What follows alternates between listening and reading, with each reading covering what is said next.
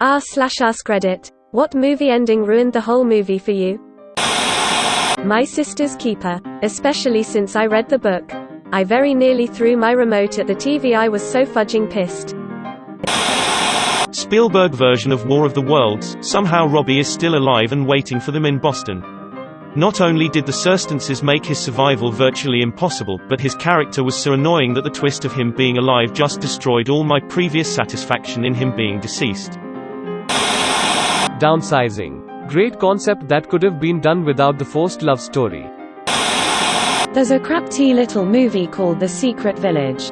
Kind of a dumb film, but it had a decent build-up. A reporter is sent to a village in order to investigate an odd happening in the village. Over the years, the village had suffered repeated infections of ergot, a fungus that grows on wheat, and while she's there, she uncovers this twisted cult that is in the town, and it gets a neat paranormal slant to it. And as she investigates more and more, the more the cult gets angry, and it seems the cult is actually behind the poisonings. And then, only to find out in the end of the goddamn movie, none of that crap ever happened. It turns out ergot can cause psychosis.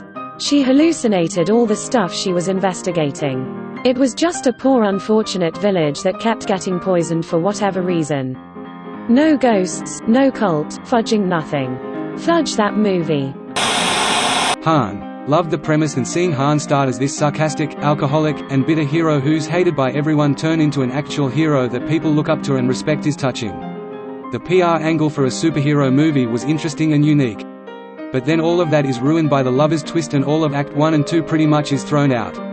I'm fine with either the superhero PR angle or the tragic lovers angle, but they're way too different, and the latter is introduced too suddenly. Han really feels like two separate movies schooled together. Whenever I watch it now, I just turn it off after Han stops the bank robbers. Perfect ending for that movie. P. Buttingers. It could have been an amazing sci-fi movie where Jennifer Lawrence was forced to make the same decision Star-Lord did. Instead they went happily ever after. War of the Worlds. The whole family was fine in their house, and the son was there, even though he ran into a war zone, and he was wearing the same clothes. WTF. The consensus of this post seems to be that Will Smith movies are promising but inevitably terrible. Justice League. Fudging Superman gets resurrected and immediately beats the crap out of Steppenwolf.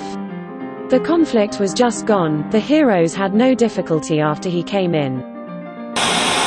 A simple favor, like it was all mysterious and then some good twists, then she just gets hit by a car and the moms group is like don't mess with moms or some crap.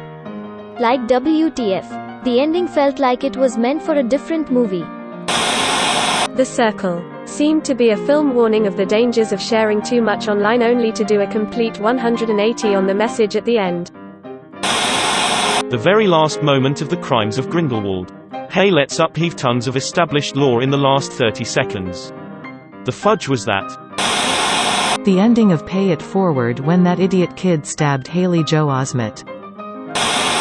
Mortal Engines. Let's fudge up the book's continuity and change the ending for some crap enemies hug crap. I'm a imbutive fan of the books. The one where Nick Cage is an angel and he falls in love with Meg Ryan's character. He becomes human for her, then she dies? WTF? I almost threw my TV out of the window, I was so upset. City of Angles? I'm horrible with movie names. I Am Legend. Stupid test audience approved happy ending. The Darkest Minds. You can't even make the trailer less romantic, only to find out Ruby just like says bye-bye and lets him go. Gerbutic World Fallen Kingdom. I thought it was going to end on a sad and mature ending that you can't save everything, but that stupid girl ruined everything by pressing that button. I gotta go with the flying car in Greece. Law-abiding citizen. Dan Jamie Foxx and his ego. Gerard Butler deserved his revenge. I thought the last Airbender movie by M. Night Shyamalan was absolutely amazing, but the last 100 minutes or so just completely ruined it for me. Yesterday. The concept had enormous potential. It was just so unique. What if only one person knew about the Beatles? The movie was fun and suspenseful. And then it just fell flat when he confessed to essentially doing nothing wrong. just felt anticlimactic. I kind of felt the same way about the invention of lying. Similar concept. I was eager to see it. And then I was unimpressed, but I can't actually remember why. The Little Mermaid Little Crab got everything she wanted. I enjoy disaster movies immensely. The plots are usually stupid, and the characters are pretty boring, but the mayhem of the actual disaster scenes are what keep me watching them. That being said, Knowings with Nicolas Cage ending was just dumb. It kinda ruined the whole thing for me and I haven't watched it since. Batman v Superman was pretty weak. Hyped up a big fight throughout the movie which was fizzled out to some other BS. Allegiant. I was actually tempted to break my rented DVD in half. Literally everything after like the first 10 minutes was completely made up by Hollywood. The book ending is completely different and so much better. Why does everything have to have a happy ending, Hollywood? Why can't we just have a good story with a fitting ending? Edit for those who care to know, Tris dies in the book. She basically becomes Queen of Chicago in the movie. I have so many questions as to why anyone thought that was even a kinda good idea for the end of a series like Divergent. What happened to 4? Christina? Trice's brother? But someone spoiled the ending for me. Unbreakable is one of my favorite movies. Han. You guys seen Platform on Netflix? I feel like the ending was so lazy. I like Anik, but I don't really like how the story ends. Superman, 1978. He reverses time by flying backwards around the Earth. Bridge to Terabithia broke me as a child. No one can watch that movie, read the book more than once.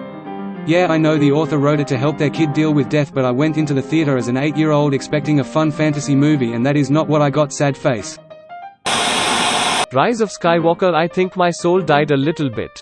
It literally felt like that episode of South Park where Stan has Asperger's. Let's just make 1,000 Star Destroyers. And give them Death Star lasers.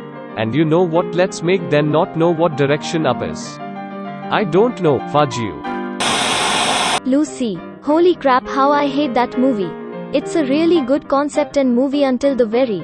It tells the story about a girl that is kidnapped and used as a drug mule for this new drug, but the bag inside her leaks and she gets overdosed. This doesn't kill her though, she's now able to use more than 10% of her brain, which I know is complete crap cause we use 100% of our brain but not at the same time, and gets superpowers.